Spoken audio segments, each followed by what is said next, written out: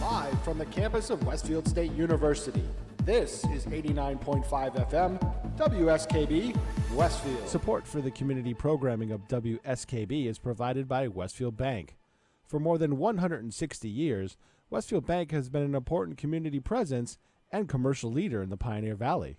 With convenient full banking services in Westfield, West Springfield, East Longmeadow, Agawam, Feeding Hills, Springfield, Southwick, as well as Enfield and Granby, Connecticut, visit us on the web at westfieldbank.org.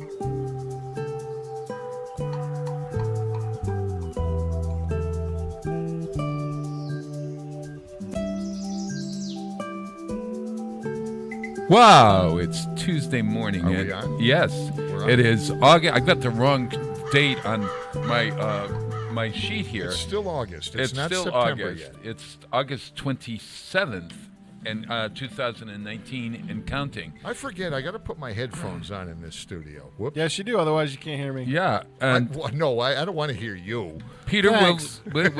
we're looking at a beautiful show today, and there you're looking at the two. I got to you're sit looking up. at the I beautiful always pair. look like I'm slouched, or You're slouching, Look at this. Look at this. Like this? Yeah. If you're watching on Channel 15, or you can watch on WestfieldTV.org. You can archive. The Worldwide. archived shows are on YouTube. Is there any other place, Peter?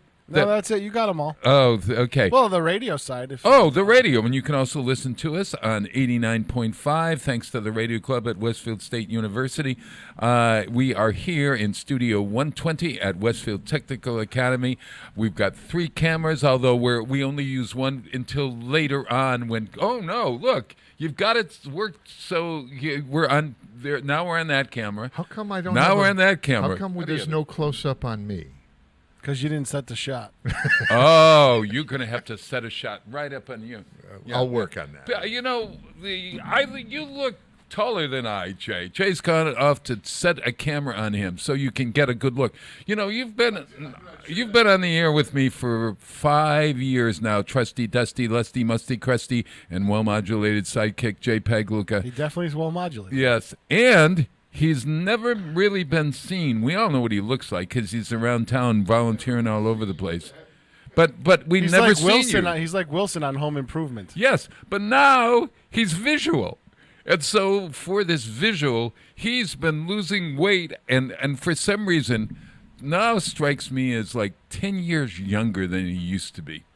And you're sitting in the seat next to me, Jay, and look, you're sitting Jay, down. assume the broadcast position. That's, Now you How's are. that? Was I close? You are. that's a tight shot. Yeah. Now, oh gosh, oh that's I a gotta really do that. Hold on. tight Wait a shot. minute. I can do that from here. Watch this. Go back to the other one. no. watch For this. good radio, we're now showing Jay's head. Oh, there it is. Oh, Okay. that's as far out as I can go. Okay. All righty. There. Oh, he's gone again. Jay, Oh don't my- worry about the stinking shot. Don't get too close to my face. The wrinkles are I've hidden them for years. Okay. And so if you you can get close to my face. I'm an open book. But Jay, you're 12 inches taller than I am here as you sit. Is it your rear end or what is it? I don't understand this. Why is it that I always know it's going to go bad when Jay, we have the same seat. Bob, you need to move your mic over a little bit so when you're talking towards Jay, the other way, Jay. The other way. There, Yes. there. Okay, Because people there. on the radio tend to can't hear you. we have to pick up There the we are. pieces here? All right. So, but you are, if you look on television, it looks like you're there. Well, let's get the same height. All right. You better now? No, just a little, like 4 more inches up Hey, high. Bob? Yes, yeah.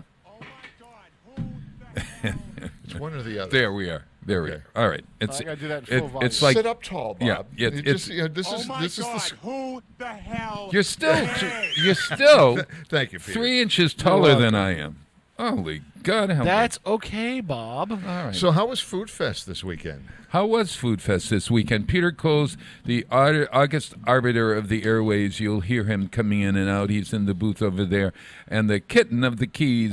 Yeah. And The shadow. you guys, we had a great time. On this beautiful, beautiful weekend. Couldn't we ask for better weather? Yeah, right. And you know what?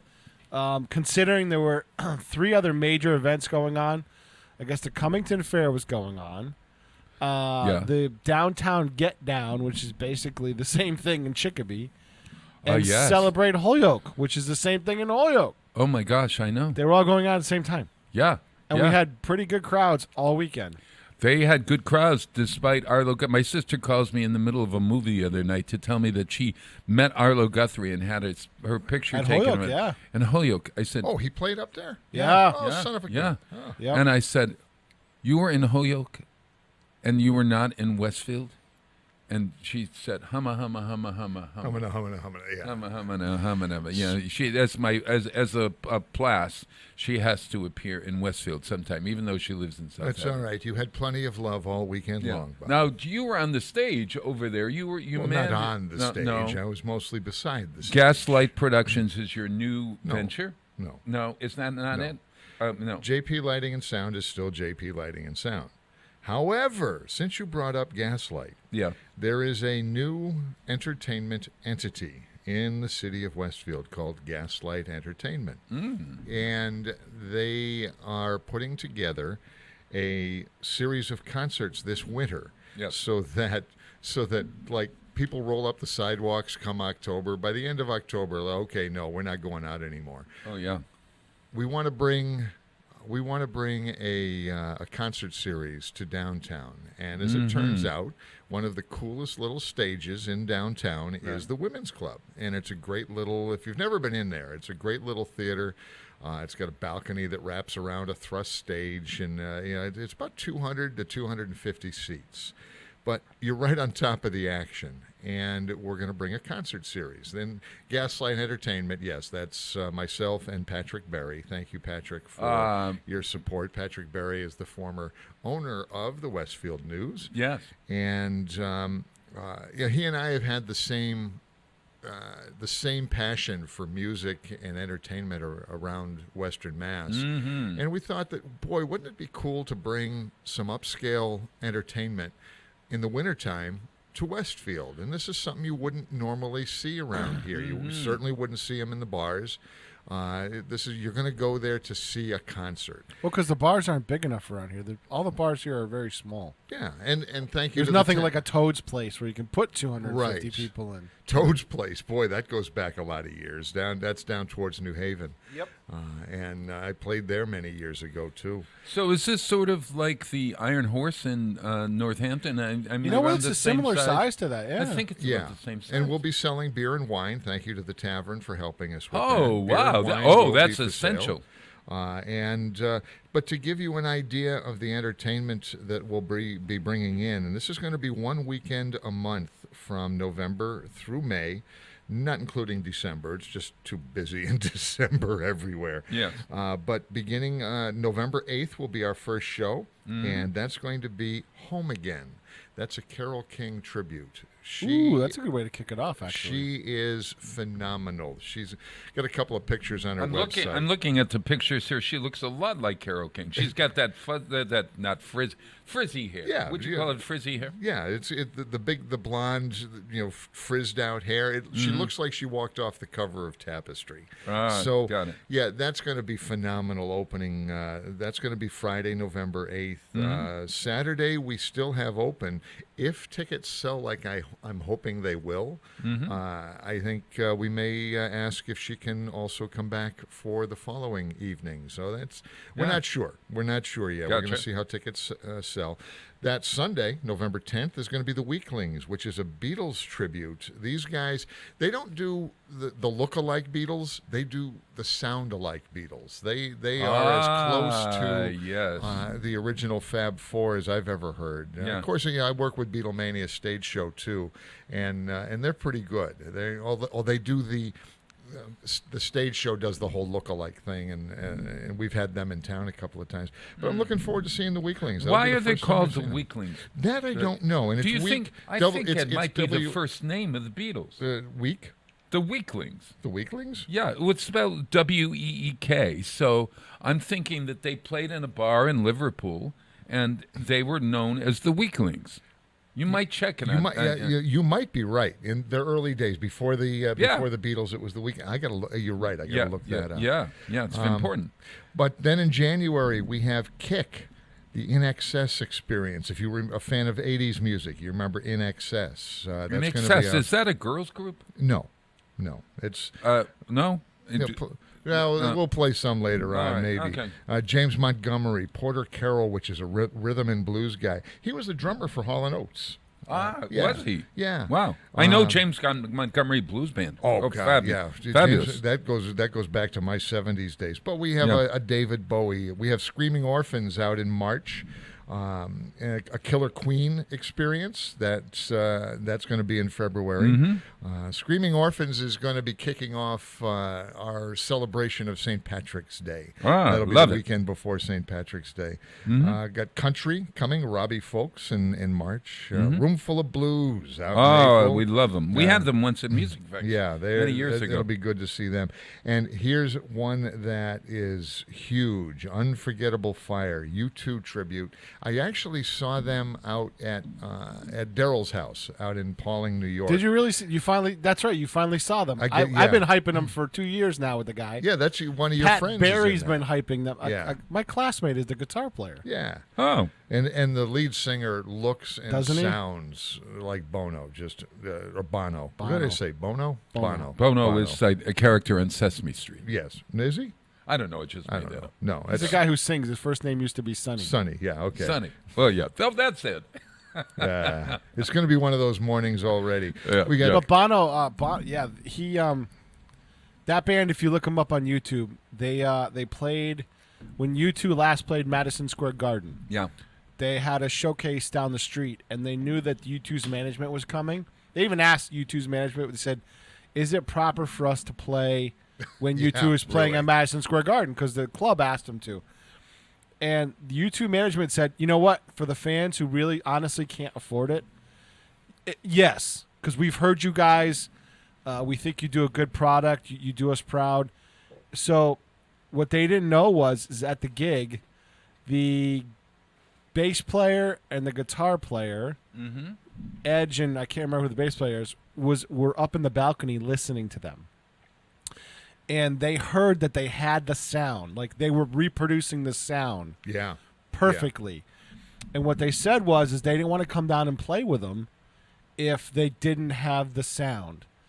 And they played 4 songs with them. No kidding. My buddy gets a tap on his shoulder, and it's the Edge.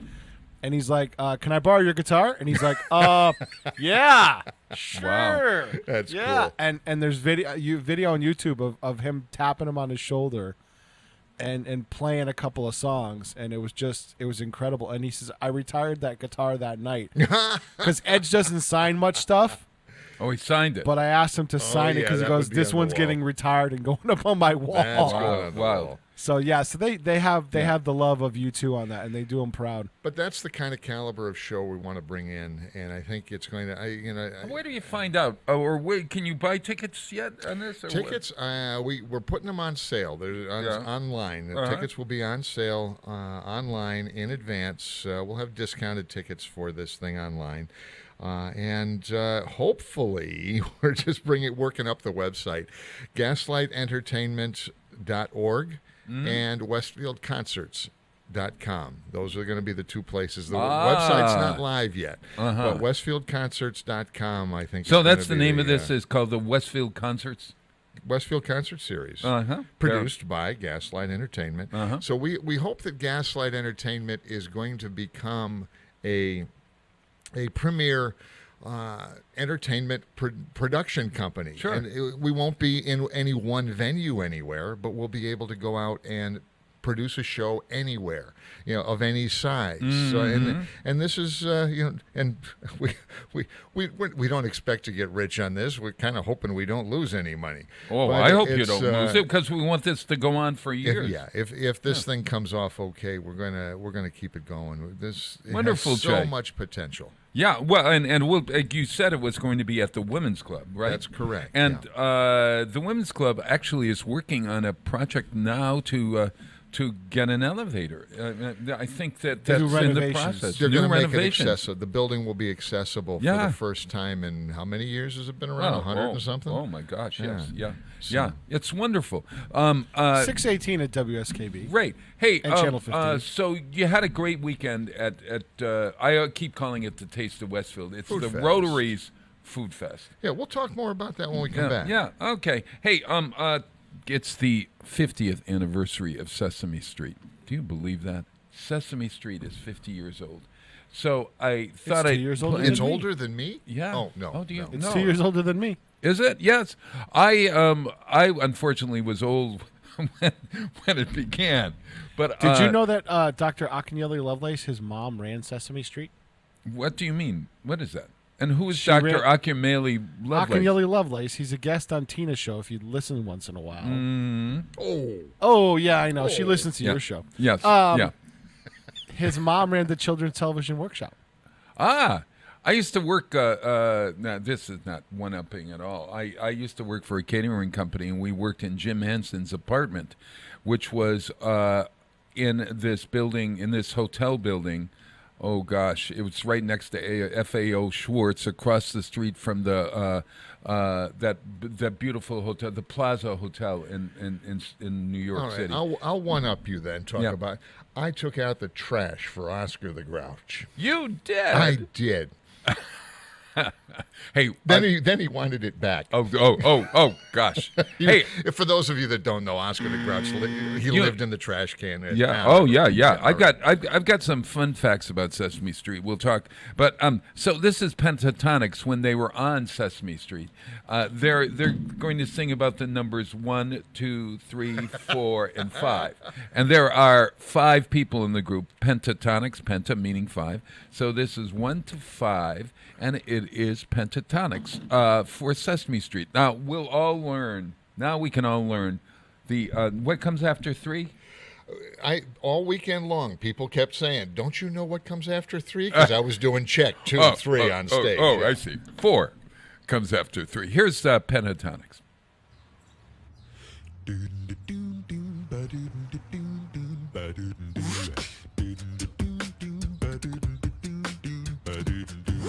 One, two, three, 4, 5, 6, 7, 8, 9, 10, 11, 12. 1, 2, 3, 4, 5, 6, 7, 8, 9, 10, 11, 12. Do do do do do do do do do do. Ow! Ow! 1. There's just one me, nobody like me. Take a look and see. Just one me, the smile on my face is like no smiling you've seen. I'm one special person, do you know what I mean? There is just one me. Do do do do do do do do do do. Ow! Ow! 2. Oh, the number 1 is not my favorite number. 'Cause 1 means only me and there's no you. But 1 plus 1, you see, makes 2, that's you and me. It's more fun when 1 and 1 make 2. It's more fun when 1 and 1 make 2. Do do do do do do do do do do. Ow! Ow! 3. 3, 1, 2, 3, 3 is you and I. 1, 2, 3, 3 is middle. low. A perfect trio. 3, 1, 2, 1, 2, 3 people filled with pride. 1, 2, 3 partners side by side. 1, 2, 3 souls, 1 perfect harmony. Do do do do do do do do do do. Ow! Ow! 4. Oh, 1, 4. 2, 3, 4. We're gonna sing four, about 1, 4. 2, 3, 4 is the legs on an old easy chair. 4 is the corners of a 1, 2, square. 3, 4. Come on, guys, let's tell them Oh, more. 4. 3, 4. We'll sing some more about 4. 2, 3, 4 are the legs on a spotted moo cow. 4 people singing right now. 4 people singing right now. Do do do do do do do do do do do. Ow! Ow! 5. Oh, 5 is such a pretty number. I'm awfully glad that I've got 5 people in my family. 1, 2, 3, 4, 5. 1, 2, 4, 5. Do do do do do do do do do do. Ow! Ow! 5. Do do do do do do do do do do. Ow! Ow! Please, the cookie, it's good enough for me. Oh, cookie, cookie, cookie starts to sing. Check this out. Rubber ducky, you're the one. You make us kind of lots of fun. Rubber ducky, I'm awfully fond of. See, it's the cookie, and it's good enough for me. Support for the community programming of WSKB is provided by Comcast and Xfinity.com, offering Xfinity TV, Internet, home phone, and home security services. Information on all that Xfinity has to offer in the Westfield area is available online at Xfinity.com. It's Tuesday morning from 6 till 8. Wow, it's Tuesday with Bob Plass.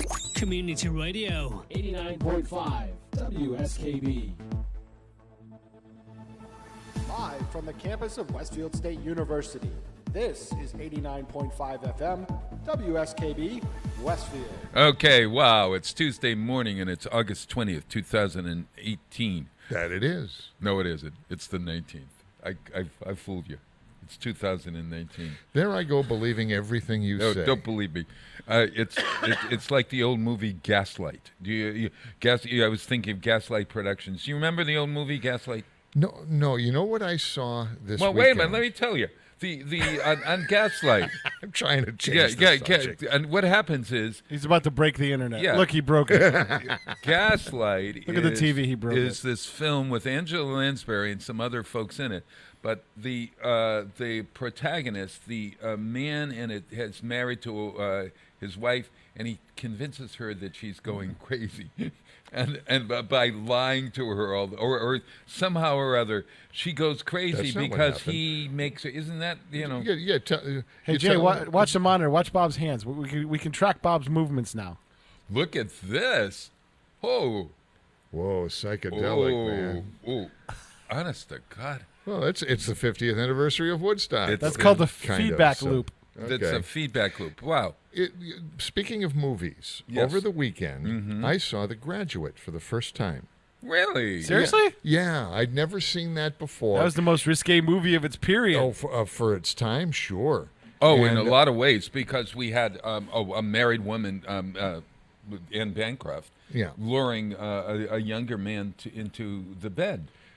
I'm not trying to seduce you. That's but all those One of the most famous lines of all time. all of those little one-liners, and of course the wonderful music of Simon and Garfunkel, and I just happened to be flipping through the channels, and the opening credits were running, and there's a Simon and Garfunkel tune. I'm going, oh, what's that song? Oh, it's The Graduate. Mrs. Robinson has a whole new meaning. And the daughter was played by Catherine Ross, right? And because I'm looking at her when she was introduced on screen, and I'm going, why do I know her? Why do I know her? Why I'm- do you know her? And then I'm pulling up the thing on my phone, going, oh, that's Catherine Ross. Okay, good, Hey, a young Bob? Catherine Ross. Yeah. Can you put the mic in front of you again? You drifting today. Right here? What? Only Yes. today? He drifts. No, today all it's the time. brutal. Oh, my God. Okay. I can't believe you can't hear yourself going off. No, I'm microphone. hearing myself perfectly. That's the strange thing. Okay. No, that's because you're in your own head. Yeah, that's Yeah. his ears are in the same place that. So, yeah. Catherine Ross was the heiress for the Corning Glass Company. So she inherited all this. So she never really had to work. She never had a big movie career. What was the other big movie she did? Can you tell me? Butch Cassidy and the Sundance You got Kid? it. Yeah, Absolutely. And that was and who's she married to? Catherine Ross was married to Robert. No. Yeah. And Tell me. still married after Still all married. these years. Is it a producer or a director? No, he's an actor, and Actor. he has a big mustache. Who's the classic Sam cowboy? Elliott. Yes. Are you kidding me? Yeah. Oh, wow. The other interesting thing about The Graduate was that Anne Bancroft was like 3 years older than Dustin Hoffman, actually. Oh. And so she plays a much older woman in that movie. Or he than plays she- a much younger man. And in one real way or the life, other. yeah, and in real life, Anne Bancroft had a Long Island accent that really.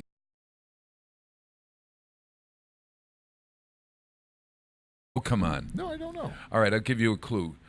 Movies that make you laugh a lot. Mel Brooks. You got it. No. Yes, she's She's married not- to Mel Brooks. It's a strange Who's couple. married to Mel Anne, Brooks? Anne Bancroft was married That to wouldn't Mel surprise Brooks. me, though, because she's funny. No, yeah, Well, yeah. now I got to look this up. Yeah, no, Yeah. you don't trust that. You think I'm lying to you to make you go crazy? Yes, exactly.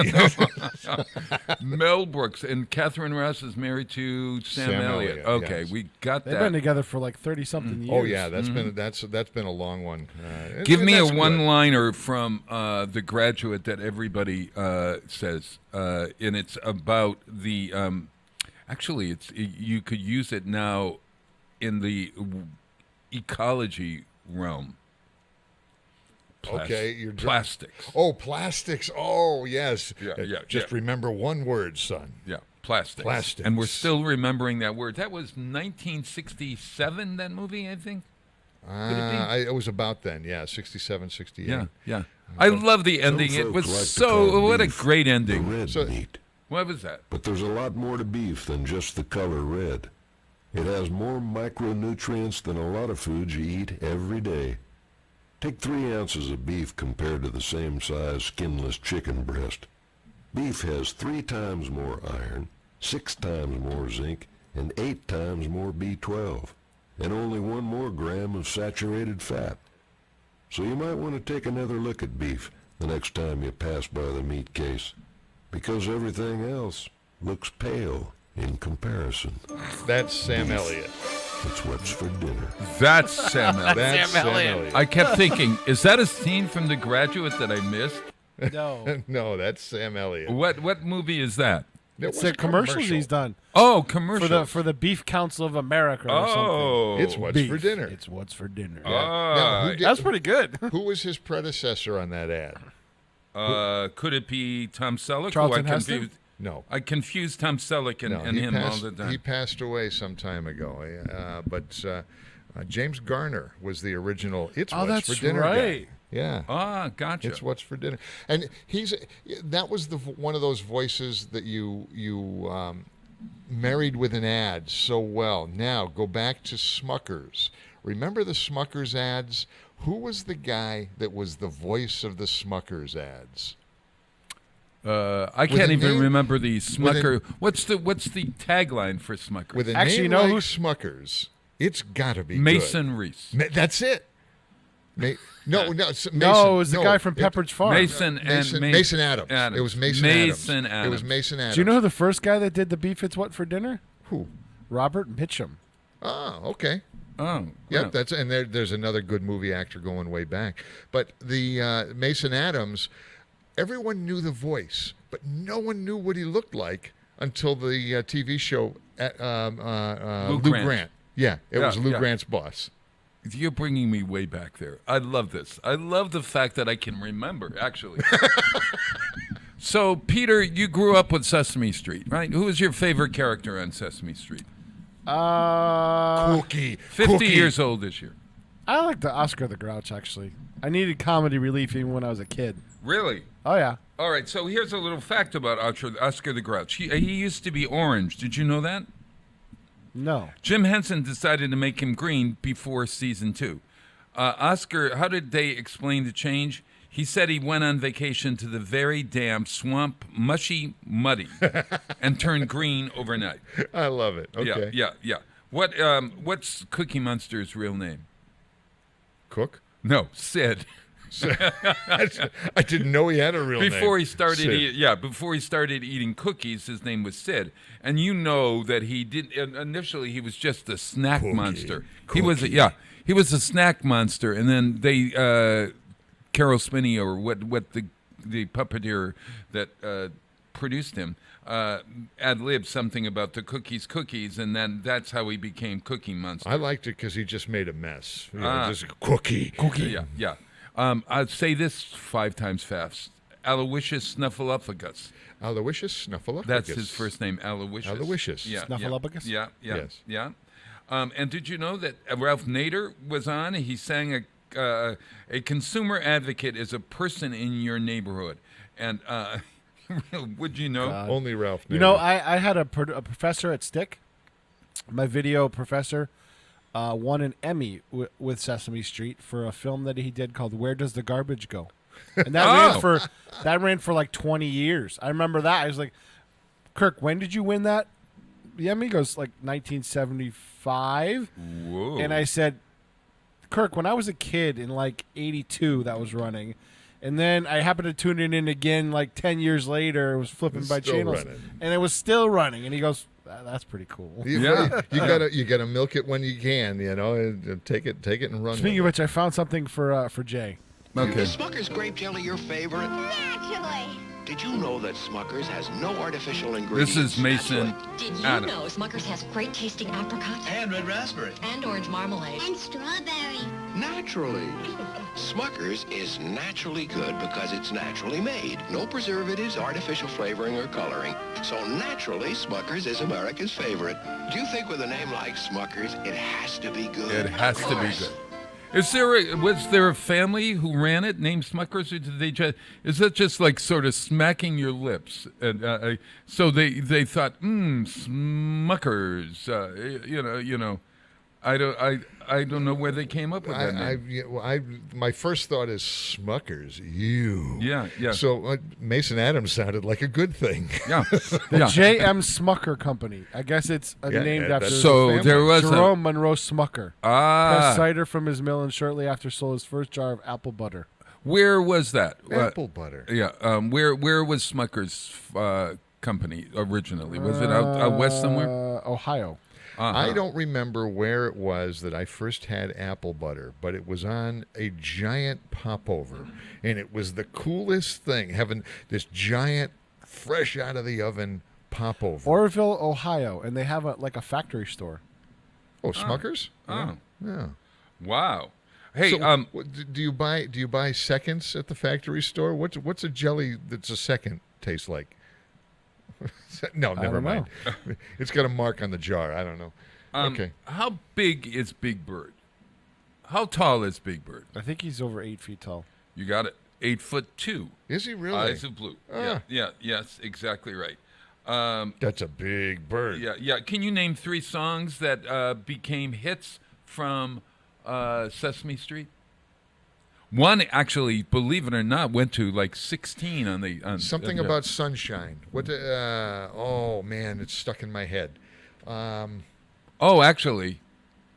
Oh, this is going to kill me because I can't remember. It's not easy.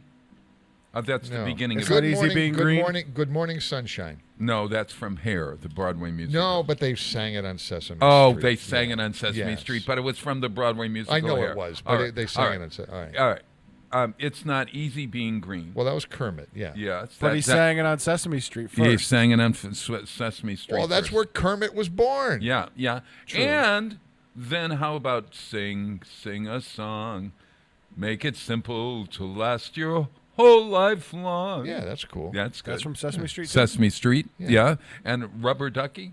Rubber Ducky. Yeah. That's Bert and Ernie. In 1970, that was number 16 or 17 on the Billboard charts. Believe it or not. My microphone is falling over. You know, the thing about Sesame Street, it's been on all these years. You've watched all these characters grow up.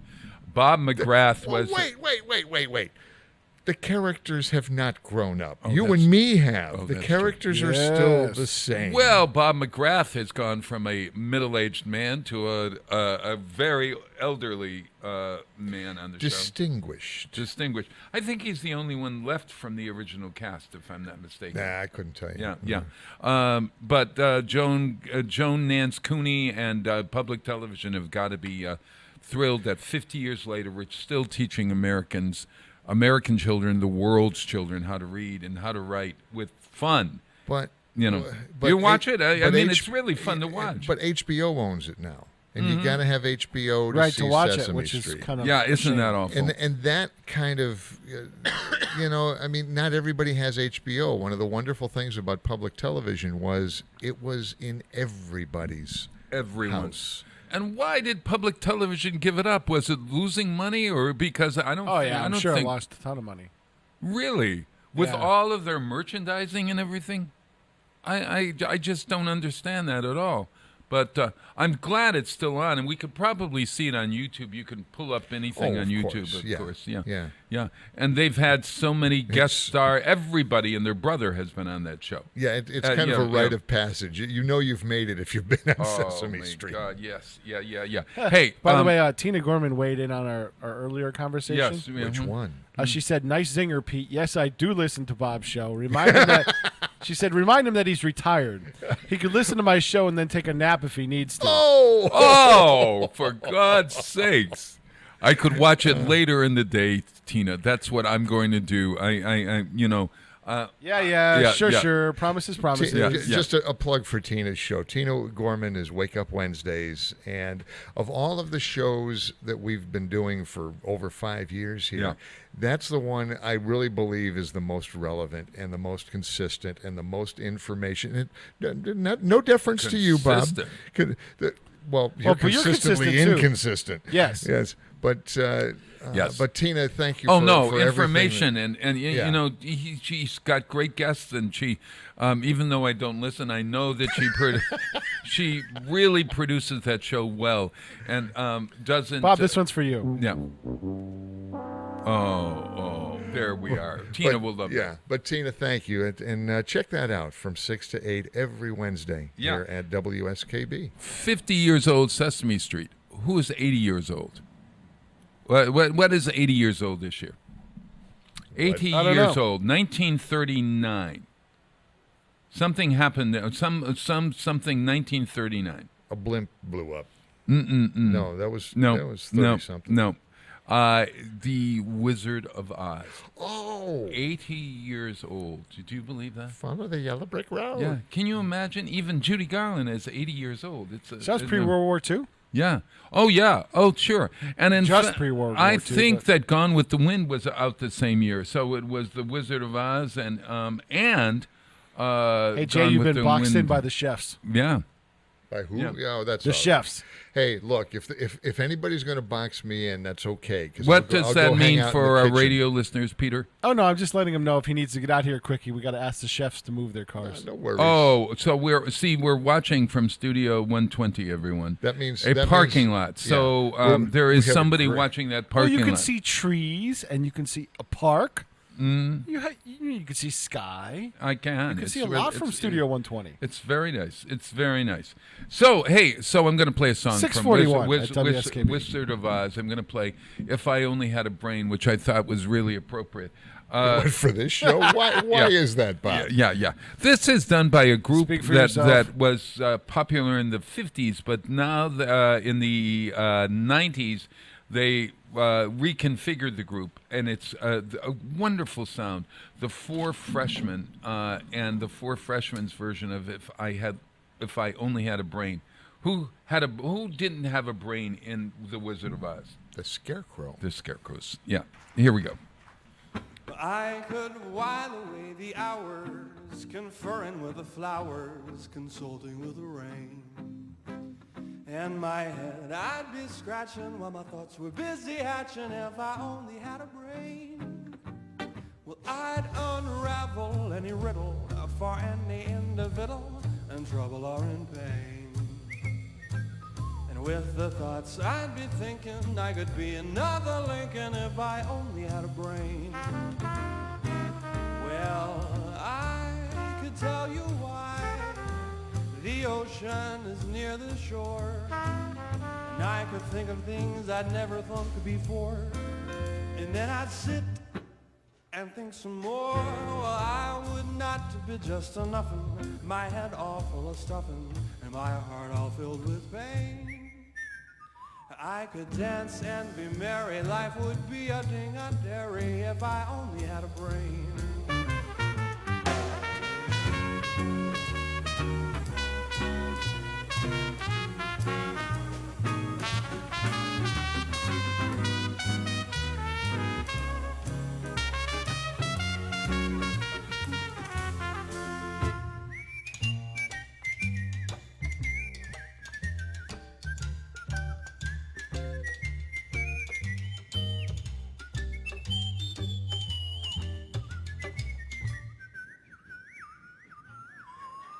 Oh, I can tell you why the ocean's near the shore, and I could think of things I never thought before, and then I'd sit and think some more. Well, I would not be just a nothing, my head all full of stuffing, and my heart all filled with pain. No, I could dance and be merry, and life would be a ding-a-dairy, and perhaps I'd deserve you and be even worthy of you if I only had a brain. If I only had a brain, if I only had a brain, I could while away the hours, conferring with the flowers. Do do do do do do do do do, yeah. Support for the community programming of WSKB is provided by Comcast and Xfinity.com, offering Xfinity TV, Internet, home phone, and home security services. Information on all that Xfinity has to offer in the Westfield area is available online at xfinity.com. It's Tuesday morning from 6 till 8. Wow, it's Tuesday with Bob Plass. Community Radio. 89.5 WSKB. Live from the campus of Westfield State University, this is 89.5 FM WSKB Westfield. Now Wow. you can say It's I messed them Tuesday. up. I held it one extra second just to mess them You up. did. You tried to mess me up. Wow, it's I'll be Tuesday. off the mic for a minute. August 20th, 2019. And counting. My name is Bob Plass. We're here with the Westfield on Weekend Show, and I'm here with trustee sidekick Jay Pagluka and Good the morning. August arbiter of the airwaves, Peter Coles. We're going to talk travel in the next hour with our great expert, Janine Queen. And wait till you, this is her first appearance. Where are we traveling to today? We're going to talk about Iceland for one. Really? Yeah. That's yeah. kind Have of you cool. ever been there? Never been, but it's one of those things that it's not at the top of my bucket list, but I think it'd be a cool place to check out. Just because and I'm a fan of geological oddities. Oh. And it has its share. Take a good look. Yeah, I well. can show you one right now. No, Look to your left. a geological oddity. Yeah, No. yeah. Well, there's an oddity there. I'm not sure it's geological. It's Well, geophysical. biological oddity, A I don't know. biological oddity. Yeah. Yes. Yes. Yeah. Hey. So, at any rate, Music Fest is happening September 12th in Westfield. That's the one that was postponed. It right? was, and Okay. it's a tribute band. It's called Hitting the Note.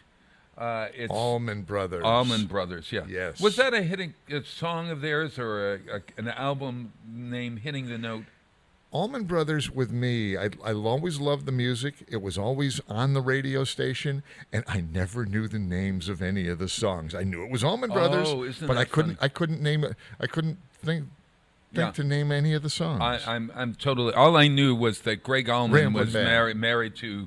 Who was Greg Allman married to? At one point.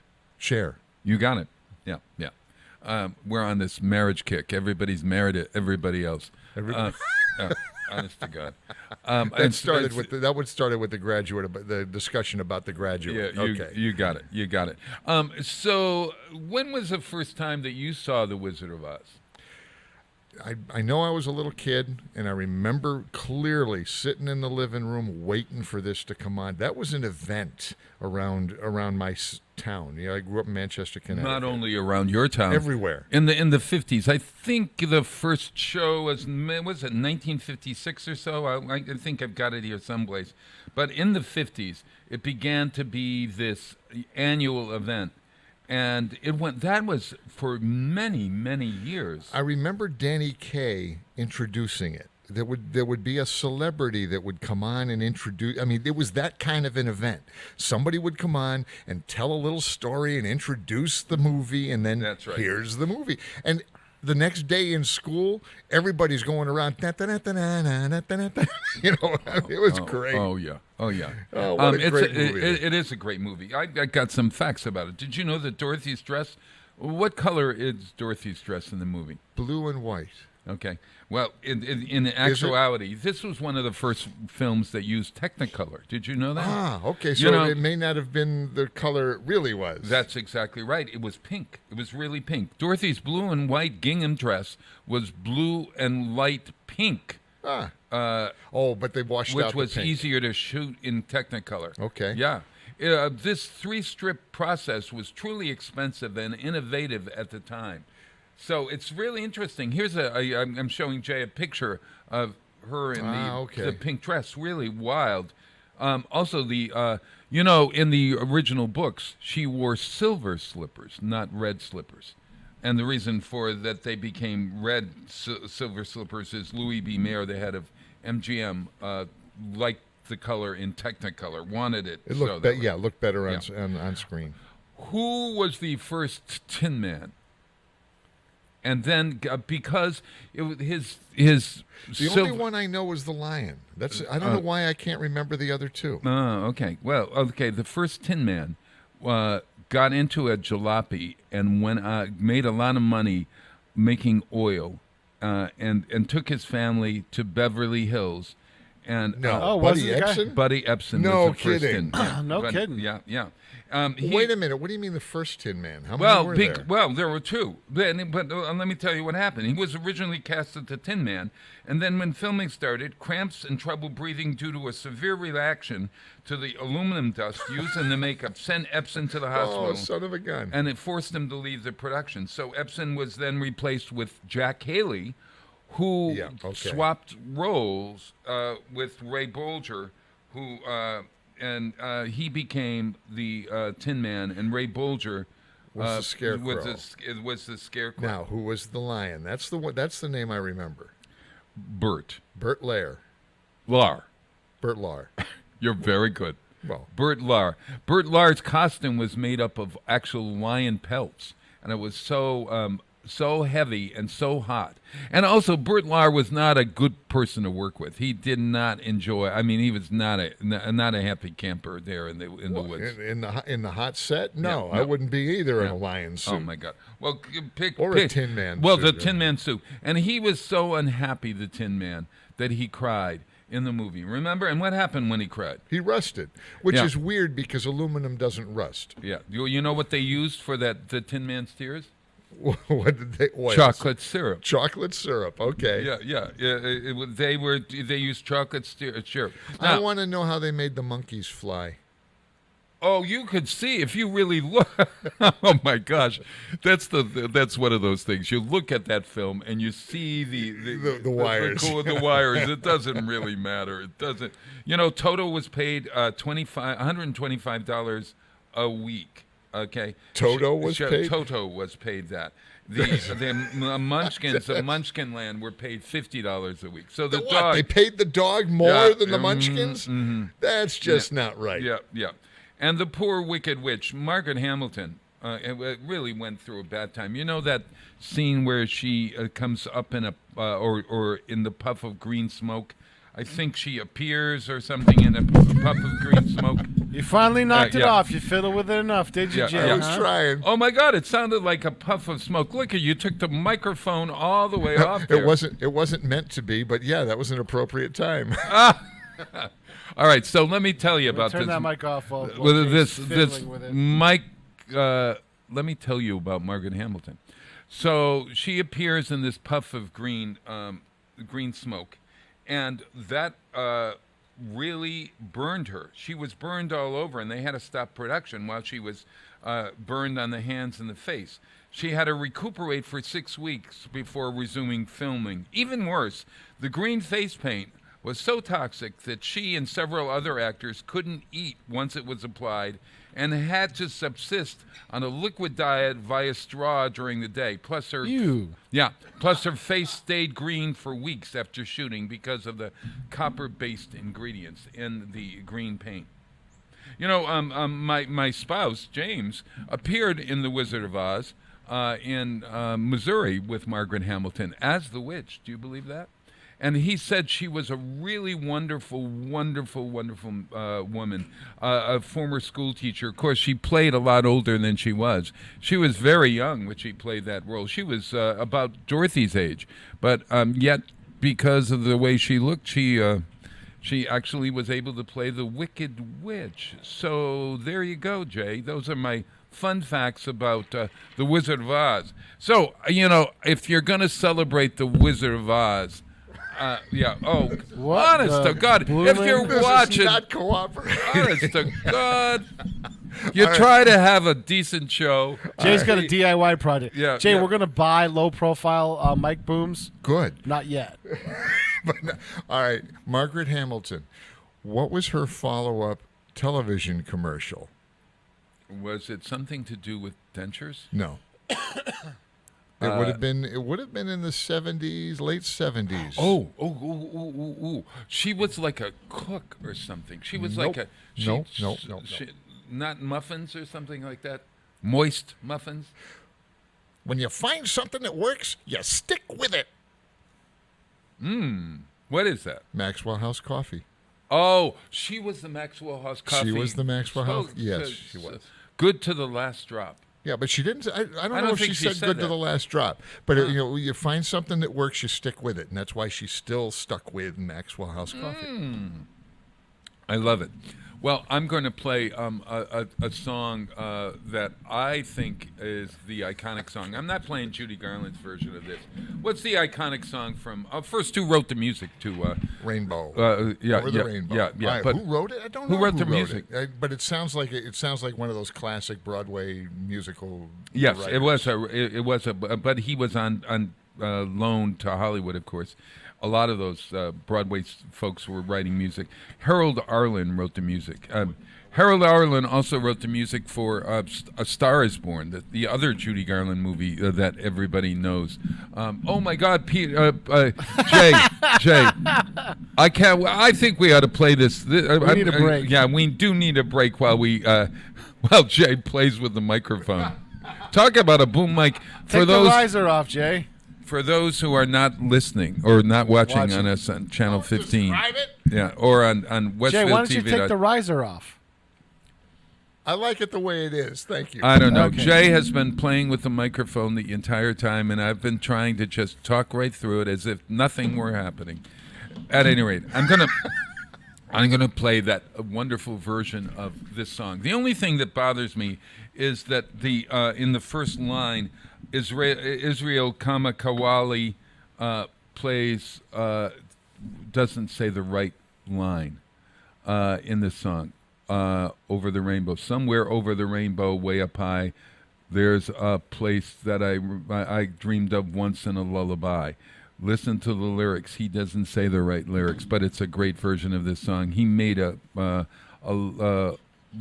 this song another millions of dollars, and then the poor man died. He was a large man, and a Hawaiian, and on his ukulele. But so here's Over the Rainbow is Izzy Kamala Kawali.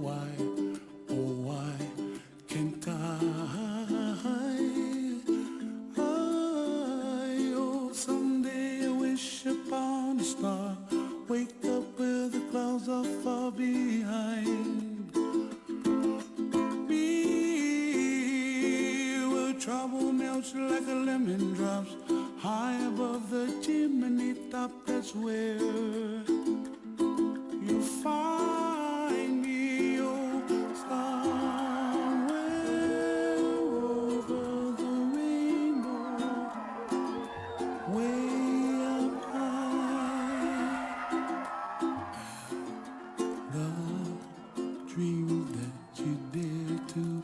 Why, oh why can't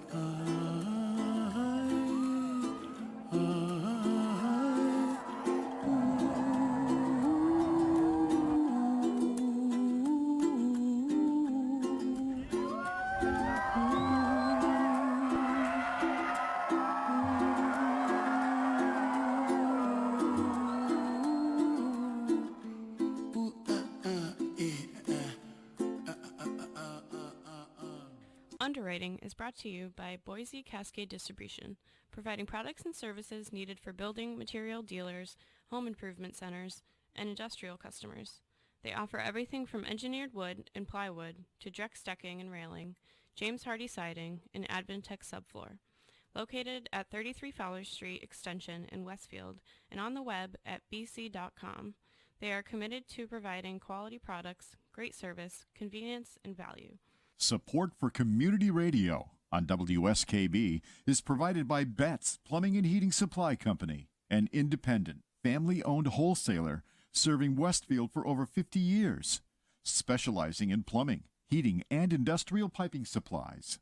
On the web at bettsplumbing.com or at 14 Coleman Avenue in Westfield.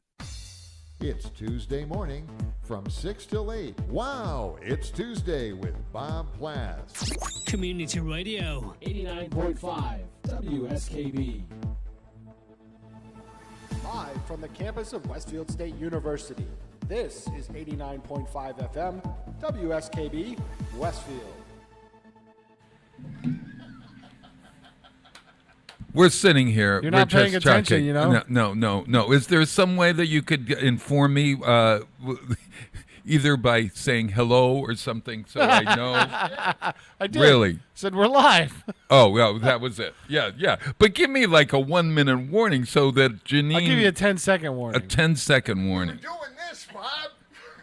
Oh. You can bring out an extra pair of headphones. You know, when I talk to somebody, I focus so much on them. And how could you not focus on the guest that we have today? We have. Are you going to start with it right now? Because Yeah. if not, I got to play her theme music. Well, go ahead, play the theme music, and then we'll start on it. Yes, exactly.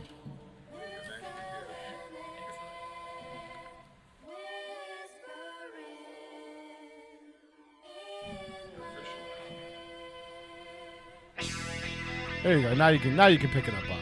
Now, the name of the song is, what is it, Janine? It's called Rome by the B-52s. Roar. Rome. Ah, spell that. Rome, Spell that for us. R-O-A-M. Rome. R-O-A-M. Rome if you want to. Rome if you want to. So some of my Facebook followers said this would be a good song for the show. So what do you think? I gotcha. Yes. Traveling with Janine Queenan. Hey, traveling. Who are you anyway? And how did you wind up sitting next to old Bob here? I'm just really lucky. I You think. were. Yes, yeah. So you invited me to come on the show because I have a travel business, and we're talking Travel Tuesday, which is fabulous because I think everyone likes to talk about travel. Everyone likes to talk about their trips and what their next trip will be. But I have been planning custom itineraries for families and groups since 2015. For 4 years now, you've been helping us to find the way to go to places that we never thought we would go. You know, planning a trip, because you travel a lot, Mm-hmm. that sometimes they're easy, they're easy to put together, but oftentimes, especially the dream bucket list trips, they are a lot of work, and there are a lot of moving parts, and sometimes you just need help. I mean, wouldn't you rather just show up at the airport and go and have everything planned and say, wow, that was fabulous, or be completely stressed? Yes, I have just been, as folks may know, I've been planning a trip to Scotland for 4 people. Okay, Scotland. That's my spouse and my friends Ethel and Peter. Not Ethel and Fred, Ethel and Peter. And Ethel and Peter are from Cape Cod. And so I've been planning this trip for months. And so we, rather than taking the set tour, decided to do everything on our own. And we found a $350 fare to London So we're flying to London and then using that extra money that we had to augment this great vacation. So once we decided we were in London, I spend probably 2 or 3 hours a day looking and whatever, and it's still not over. It's still not over, and we're very close to the Scotland trip. When are you going? I'm going in September, Nice. in Oh, a couple of weeks, beautiful. as a matter of fact. And but something happened, Janine, that I really didn't think of, and you would probably think of this as a travel expert. I'm booking all of these hotels all the way through. So I use Booking.com. I like Booking.com. I like to go on Trivago and see the various things, but they inevitably send me to Booking.com. Maybe they got a setup with Trivago for all I know. But so I booked all these places, and then I sent it off to my friends in Cape Cod, and I got a little text back, Bob, I'm almost 80 years old, and I am not a person who walks the dog every day. And so, therefore, could we find places with elevators? I had not even thought of this. And then a couple of things happened. I began to feel like really old myself, that I'm actually traveling with somebody who's almost 80. And I realized that she's been my friend for her entire life. Now, and so she's not almost 80; she's only 76. But for me, that was when she said almost 80. That was it. So suddenly, the whole trip gets discombobulated, and I'm now 4 weeks out or 3 weeks out from the trip, and trying to scramble, and thinking that I'm going to do well, and finding not the opposite.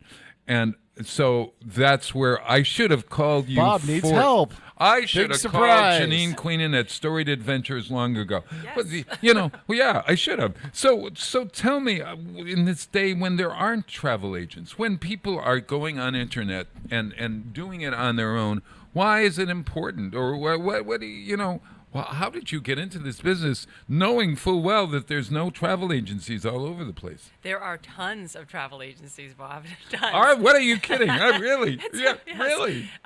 It's really come full circle, but it's different than what you and I remember from the 80s or earlier. Uh-huh. Yeah. And so it's not about booking. It's not about you say I need a flight and I look it up and I book it for you. It's putting together these beautiful itineraries. Like, for example, for your Scotland trip, one of the first questions I ask, are there mobility issues? Are there any restrictions? Does anyone need extra help? So as I start to think about what are good places to stay, different tour ideas, I have all the information about every person in your group. Do you have children? What ages? All of that. Things that maybe, if you're planning yourself, you don't necessarily think of immediately, like, what size car do I need? Some people will say, I want the least expensive car, but you have 5 people and 6 pieces of luggage, and you don't think of things like that. Yeah. So it's my job not only to come up with really off the beaten path, like unique experiences, and to make sure that you get into the places you want to see. So if you really want tickets to a show, like say in Edinburgh, Right. so I would make sure that you got tickets to that and not wait too long for it to be sold out. Like if, in the summer they have the military tattoo. Right. So things like that. I am the person who reminds you, you know what? You do need to get those tickets a year in advance, and let's do that. So I am a personal concierge. I mean, I guess that's what you'd call me. Yeah. That man in the hotel or that woman in the hotel who you go to when you don't have any, you don't know where to go in the town once you're there. Right, and I also can help you narrow down the choices for hotels and tours. I mean, as you said, you are online 2 or 3 hours a day. Well, a lot of people don't have the time, and everyone's time has value. So that's another thing that I do. I save you time and money too, because I always I don't try to find the cheapest, because that's not what I do. Sure. Because I don't believe the cheapest is always the best. I don't think that your experience. Boy, do you really find that out when you go online and great, $50 a night. I know. And then you read and you go, oh my gosh. And a lot of those reviews you can't always trust either. You never know. I mean, it could be, the place could be great. It could be a great bed and breakfast, and one person didn't like it. Oh, or it could be horrible, and they've had their friends give good reviews. So it really it helps to talk to someone who has on the ground experience and can really point you in the right direction for what your needs are.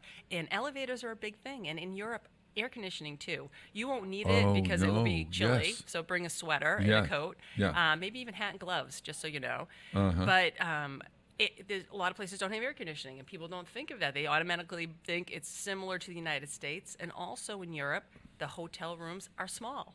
So you Oh, can't my gosh, yeah. necessarily get room for 4. I Mm. mean, some of them are tiny.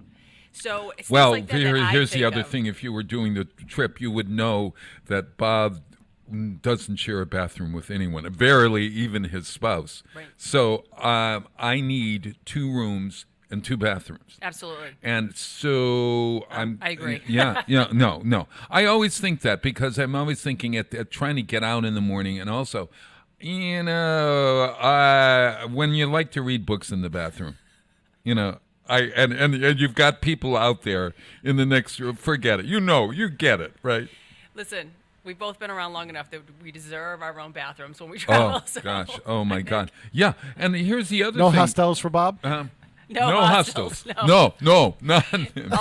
Although yeah. hostels have come a long way since I backpacked through Europe in 1990. Did you do those? Oh, yeah. Oh, my yeah. God! In a room with 50 people in Oh, Switzerland and, once. Dublin, bunk beds, probably, I don't know, 50, 75 women all in one room. Oh, that Yeah. was fabulous. Oh. Although at the time I didn't mind. No. I was 21, I didn't care. Yeah, nah. It was fun while it lasted, and you were paying like $10 a night or something. I once stayed in a Nazi bunker underneath the Vondel Park in Vienna, and I was in the commandant's. It felt really freaky, and because we were underground. Oh, yeah. And there we are in this historic place, and history for a bad reason in a way. And I'm thinking, oh God, what happened in this room or whatever?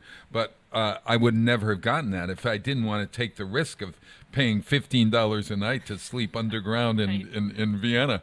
But I'm past that now. Mm-hmm. I mean, it's Right. much later in my life, and I've got to think about those kinds of things. And in fact, even going to Scotland, one of the things you probably say to me is, Bob, you ought to be walking every day because of those cobblestones and those.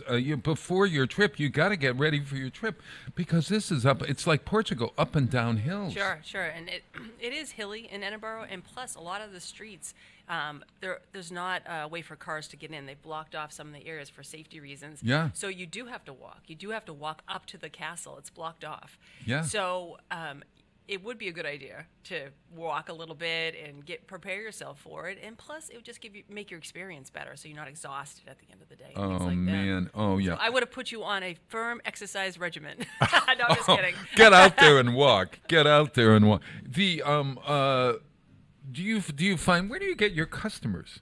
Where do you get your clients? So I get, from word of mouth, Yeah. referrals from other clients, but then also I get out there. I go to events. I'm on shows like this. Uh-huh. I meet people. I network. I'm a member of several professional groups, and it's just that. And then so meeting someone is one thing, but then it's the know, like, and trust, because travel is the largest discretionary amount of any family.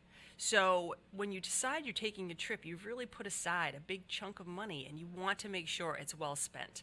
So one of the things I do once I meet people is to let them get to know me. I have a weekly newsletter, and I try to give good information to people, Mhm. Good content, so they know that I'm an expert in travel, and specifically in Europe, and I'm available. So I have my Facebook page and my Instagram.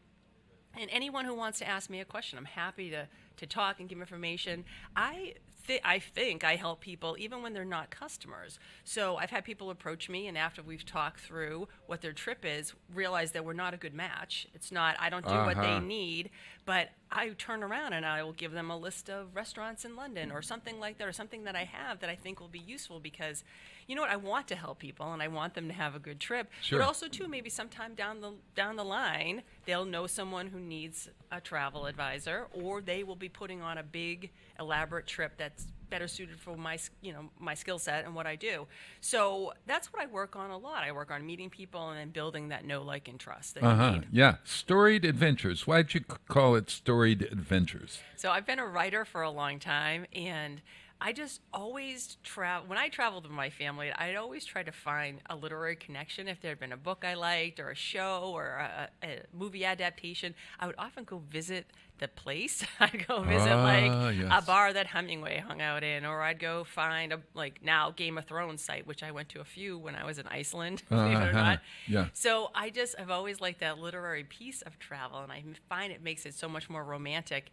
And you can read these books before you go and have this. You do that for us so that you give do. me because I'm always trying to read something that's going to inform me and enrich my trip, whether it's about the history of it or something that takes place in Edinburgh. I read a book called Edinburgh. I've been in Edinburgh like 3 times. Luckily, once when I was very young, and then once when a couple of years ago. And now I have these 2 friends who are trying to travel the world as their bucket list or whatever. And so they said, they've been everywhere but Scotland. So I said, well, I've got the trip for you. They hadn't been to Portugal either, so I took them to Portugal. So we learned how to travel together.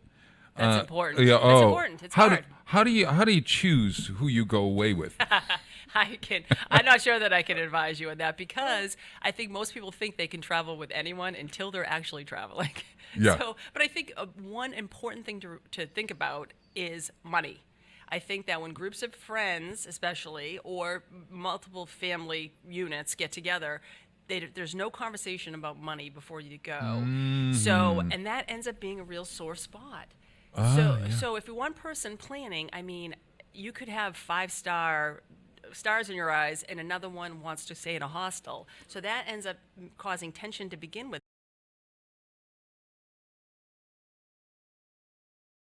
Ubers or taxis and meals and things like that, and people don't have that discussion, and sometimes it causes friction. Oh gosh, I remember once Adam Wright and I and his wife and at the time and a couple of other people we went to France together, 6 people, choosing a restaurant in Paris. And walking and looking at the menu after menu after menu, sitting down actually, and then going, you know what, this doesn't look as clean, or this is and getting up, and I'm going, please and a half hour later we're all frazzled, and we end up back at the first place that we started. Right. And it really, somebody like you could really sort of cut to the chase there. Sure. It is. We about could blame you for any of the choices. Exactly. It is about communication when you travel, and really speaking up and saying what you want and what you need. I think. Do you recommend a budget before you go?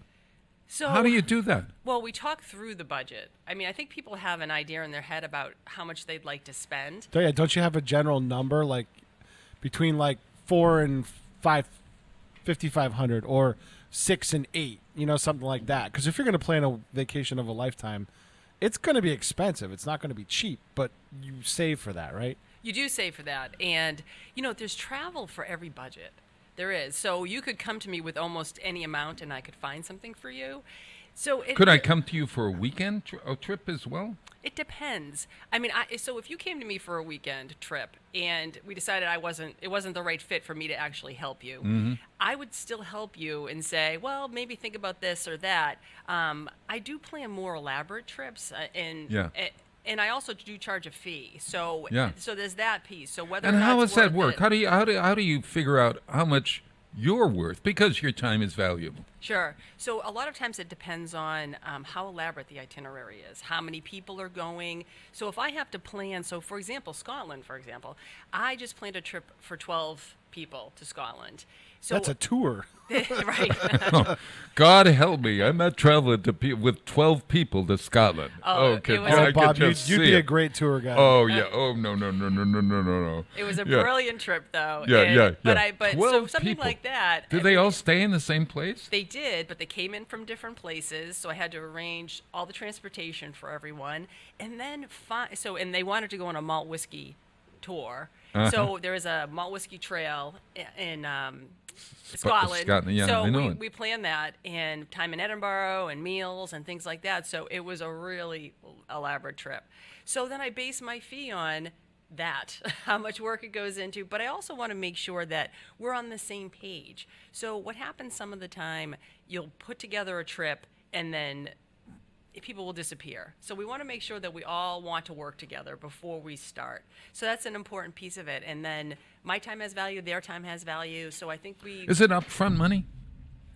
So this particular fee is a planning fee. So it is upfront money. And then I do receive commission from different places that I book at. people. Yeah. So just I believe in full transparency about how I get paid. But I honestly, because I've had a chance to visit a lot of these places and I form a relationship with different suppliers, I always look for the best value and what fits the client best, not based on my commission.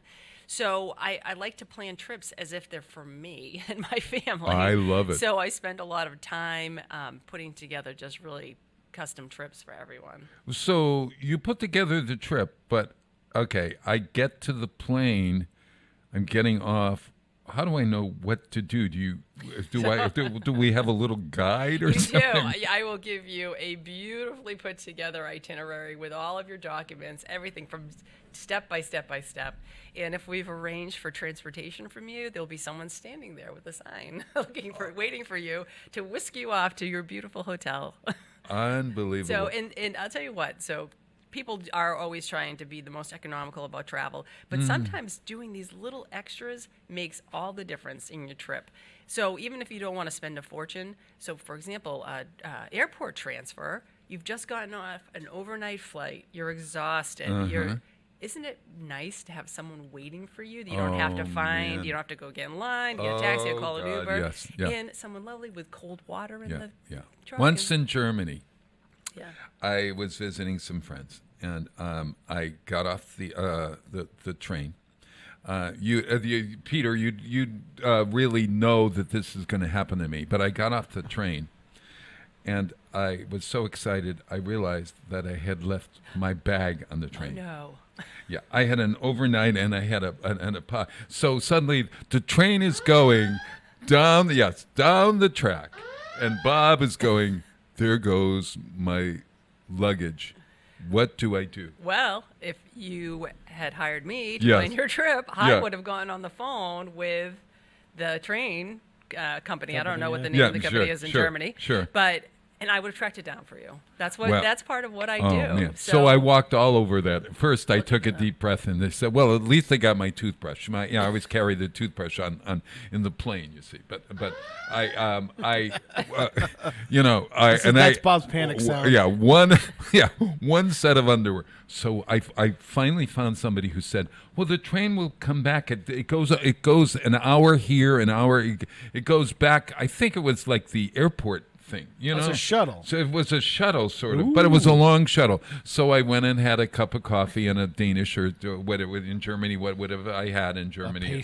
Some pastry, some German chocolate cake. Strudel, no, that's yeah. German chocolate cake is not German chocolate cake in Germany. It's chocolate cake.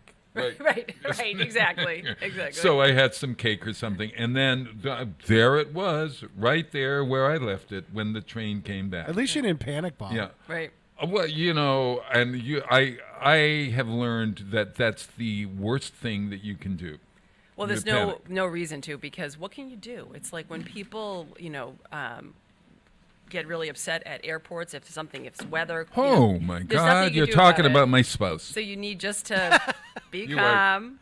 But so in that example, that's another thing that I do. So if there's an emergency, if there's something happen, if you lose your passport, if your flight's delayed, once in if you lose Athens. your luggage. I mean, I've just dealt with that over the summer. Lost luggage. I mean, any of that. So you have an emergency, someone gets sick.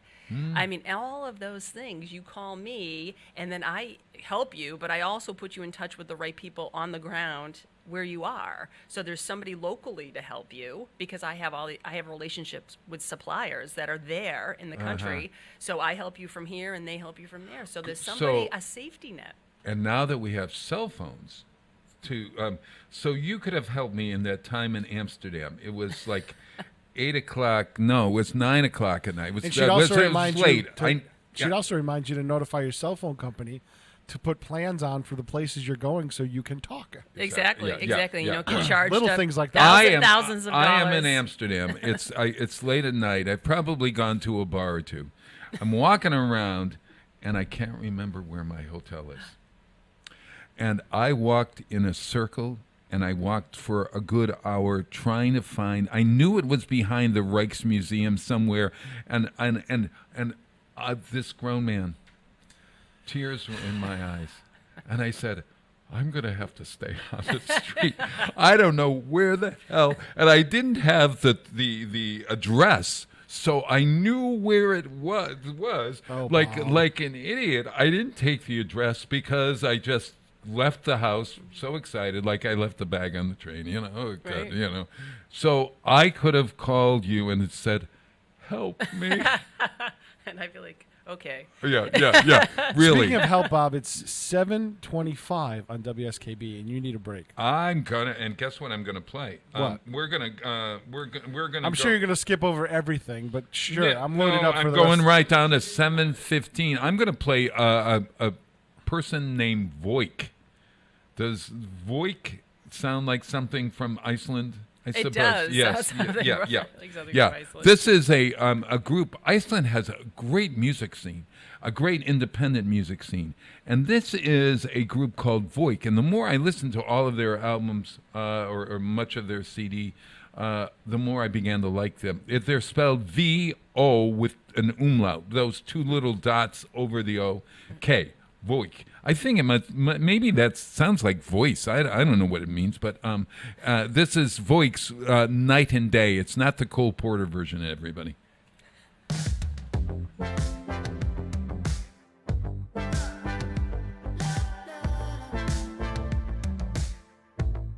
As the air is turning colder,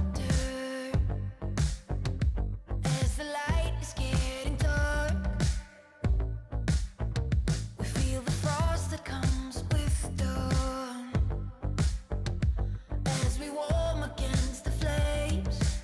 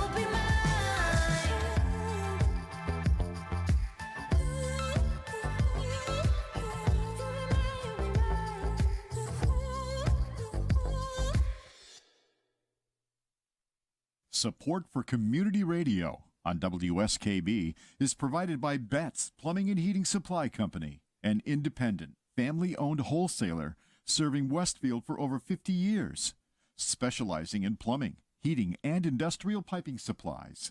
On the web at bettsplumbing.com or at 14 Coleman Avenue in Westfield. Support for the community programming of WSKB is provided by the Barnes and Noble College Bookstore in the Ely Campus Center, offering Westfield State t-shirts, sweatshirts, and gift merchandise, all of your academic needs, and offering textbook materials in new, used, ebook, and rental formats. Available at the bookstore on campus or online at westfieldstate.bncollege.com. It's Tuesday morning from 6 till 8. Wow, it's Tuesday with Bob Plass. Community Radio. 89.5 WSKB.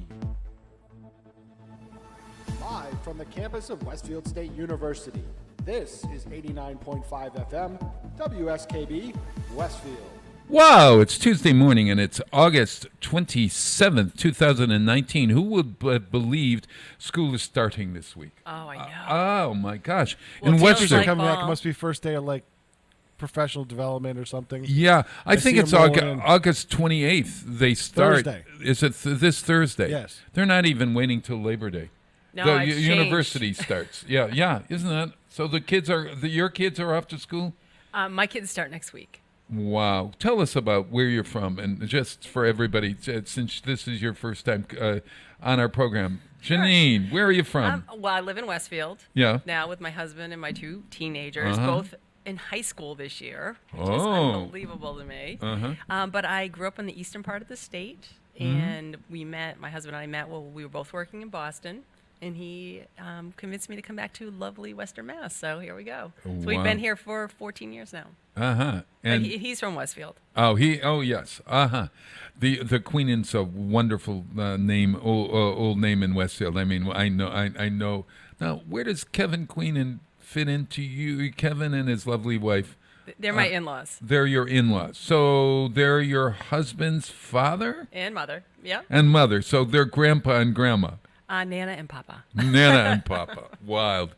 Hey, we were talking, Janine, about hotels. One of the things I think that people don't understand about Europe, for a couple of things, and I learned this the hard way again, is that when they're talking first floor apartments, they're not actually talking first floor apartments. Right. Yeah, right, because which there's a is ground floor. There's a ground floor, and then the first floor is actually the second floor. Yes. So what we'd consider the second floor. Yeah. Now for Ethel and Peter, my friends who were worried about not having an elevator. All right. Well, and a lot of the staircases are narrow. If They're it's a narrow historic spiral building. staircase. Right. The place that I had this beautiful spiral stairs. I thought, geez, this is really romantic. Well, it's so romantic or whatever.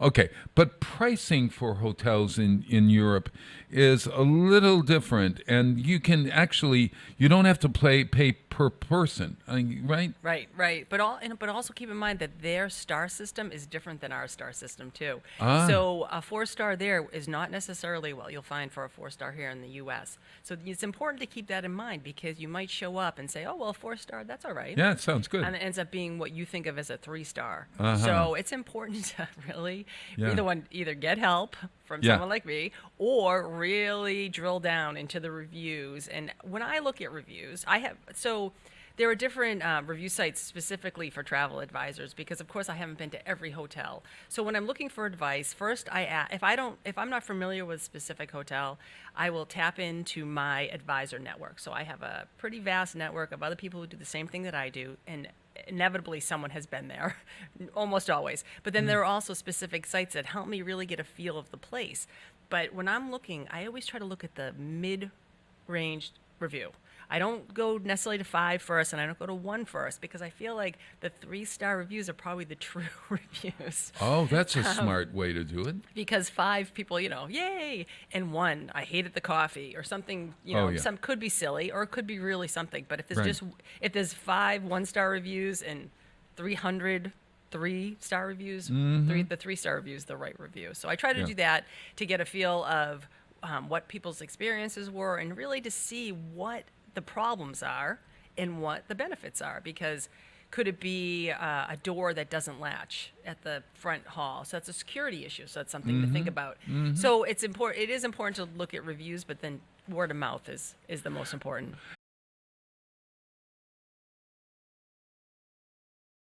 Europe, or there, that's another thing. I mean, bed and breakfast we have here, but it just seems to be that there are packages like that. Yes, yes. A lot of the places include breakfast. Almost all the places, but it really does depend. But more likely than not, you will find a place that will give you breakfast. But sometimes it could just be, croissants and coffee, and something small like day that. old bread in France. That place I went, we had wonderful hot chocolate and this day old bread. But day old French bread is day old French. It's still delicious. Oh yeah. Right. Oh right. It's exactly right.